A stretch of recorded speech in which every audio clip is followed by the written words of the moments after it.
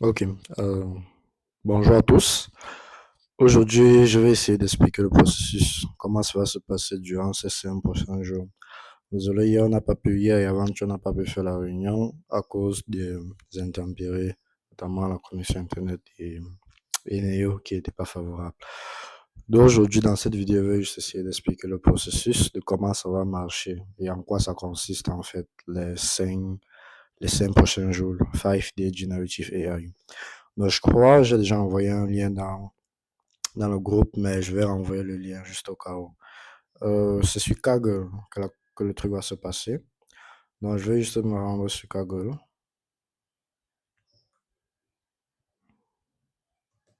Kaggle 5D Generative AI. Ok. Et c'est le premier lien.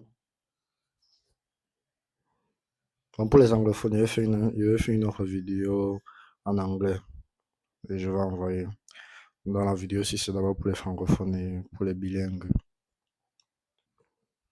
Ok, donc voici le site web, c'est sur Kaggle et c'est ce défi particulier qu'on va essayer de voir durant ces 5 prochains jours.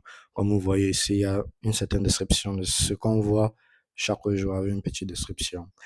Alors, lorsqu'on arrive pour la première fois, on doit essayer de se connecter. Si on a un compte et créer un compte, le processus pour créer un compte est simple. Vous pouvez utiliser Google, Microsoft et les autres social media pour créer votre compte. Donc, je vais juste partir là où j'ai déjà mon compte, c'est-à-dire ici, je me suis déjà connecté ici. Et ici, aujourd'hui, ce qu'on doit voir, c'est Day One, Foundation Model and Prompt Engineering. Donc, ce qui va se passer, c'est que chaque jour, comme par exemple, c'est prendre le Day One, c'est chaque jour, il y a un ensemble de trucs qu'il faut faire. Si on arrive, par exemple, ça, c'est le premier truc qu'il faut faire. Il faut créer un compte sur Kaggle. Vous créez un compte sur Kaggle. euh, vous ajoutez votre numéro de téléphone. Vous créez un compte sur Google AI Studio. Oui, ça va vous permettre d'avoir une clé d'API. La prochaine chose, c'est, oui, vous pouvez aussi entrer dans le Discord de Kaggle, mais pour nos cas spécifiques, vous n'avez pas besoin de Discord. Donc, lorsque vous avez fait les trois C, vous pouvez juste les tics, donc vous pouvez les cocher. Et on arrive maintenant au jour 1, qui est des one. Maintenant, chaque jour, il y a une succession de trucs à faire, une succession de tâches à faire. Si vous voyez par exemple des one, le assignment, le assignment qu'il y a à faire, c'est premièrement, et le premièrement est optionnel, c'est d'écouter un summary. Vu qu'il y a un summary, à chaque fois il y a un summary, il y a un résumé du jour. Donc c'est sous forme de podcast et c'est disponible sur YouTube. Premièrement, vous pouvez écouter cela.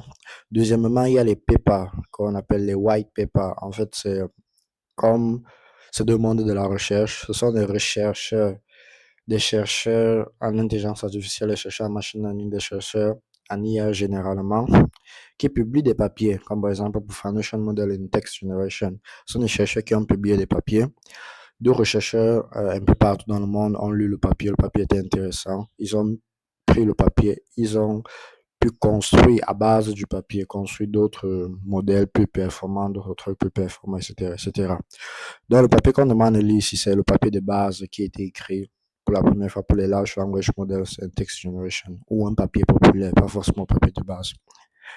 Le deuxième truc, c'est il nous demande de compléter le Unit 1, qui est Prompt Engineering, qui est toujours option. Il y a un optional, le podcast épisode, disponible sur YouTube. Il y a un white paper, d'un papier de recherche toujours à lire. Et maintenant, il y a ce qu'on appelle les Code Labs. Les Code Labs, Les Code Labs, maintenant, c'est un peu comme des laboratoires qui vous permettent de pratiquer un peu ce que vous avez déjà eu à lire. Comme par exemple, ici, nous sommes à D1 Prompt Engineering. Ça veut dire que ce que vous allez pratiquer, c'est comment interagir avec une intelligence artificielle, interagir avec un language models, c'est-à-dire les différents types de prompts, le, les types comme React, les types comme Chain of Thought, XYZ problème, etc., etc. Le Code Lab, ça va vous permettre d'interagir avec des large language models et directement d'appliquer ce que vous avez appris. Après, c'est un dernier truc qui est optional, c'est un case study. Un case study, c'est un cas d'exemple, c'est-à-dire on a pris un cas d'exemple parmi tant d'autres et on a essayé de l'étudier jusqu'à un certain niveau. Et c'est optional. Lorsqu'à chaque fois que vous finissez, vous checkez juste un. Et après, le troisième point maintenant, c'est juste un live stream recording. d'un stream qui a été enregistré. Je crois que c'est aussi disponible sur YouTube. Maintenant, ici, vous avez deux choix. Ça c'est du jour 1, bien sûr. Ici, vous avez deux choix. Ce qui se passe, c'est que ce que nous on conseille, c'est de partir pour chaque jour. Vous essayez de compléter le maximum de ce que vous pouvez compléter. Vu que les différents speakers qu'on a, les différents speakers qu'ils vont présenter, ils vont présenter sur chaque jour. Et ce qu'ils vont faire, ils vont essayer de faire un résumé du jour. Donc, soit vous-même vous partez, vous essayez de faire jour 1, vous faites jour 1, vous finissez avec jour 1. À la fin de la journée, les speakers vont maintenant venir, ils vont faire un résumé de jour 1. Là, maintenant, peut-être ce que vous n'avez pas bien compris, peut-être ce que vous voudrez qu'on expande un peu dessus, vous pouvez directement poser pour que les speakers puissent répondre à vos questions et proposer, par exemple, des solutions. Soit cela, soit vous attendez juste à la fin de la journée pour qu'on fasse un résumé. Mais là, je pense pas que ça sera très positif. Donc, je vous conseille la première approche. La première approche qui est de essayer de faire au maximum les étapes du jour 1.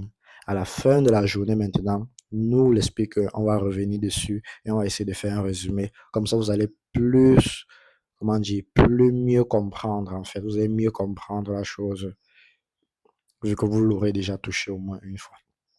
Ok, ça c'est pour jour 1. Pour jour 2, le processus est similaire. Vous avez un ensemble de trucs que vous devez compléter et des codes lab, donc des trucs de laboratoire que vous devez compléter. À la fin de la journée, un speaker va venir, il va faire un résumé sur du jour 2. Il va faire une démonstration d'un code lab. Même chose pour jour 3, jour 4, jusqu'à jour 5. Vous allez voir que chaque jour, il y a un ensemble de trucs à compléter. À la fin de la journée, un speaker vient, il fait un résumé et il fait une démonstration. Et c'est comme ça qu'on va avancer durant ces 5 prochains jours. Donc, je crois que c'est tout ce que vous devez savoir. S'il y a des trucs que vous ne comprenez pas, des questions que vous avez, vous pouvez les laisser dans le groupe ou vous pouvez les laisser juste en dessous de la vidéo. Et on va essayer d'y répondre le plus vite possible. Sur ce, good coding.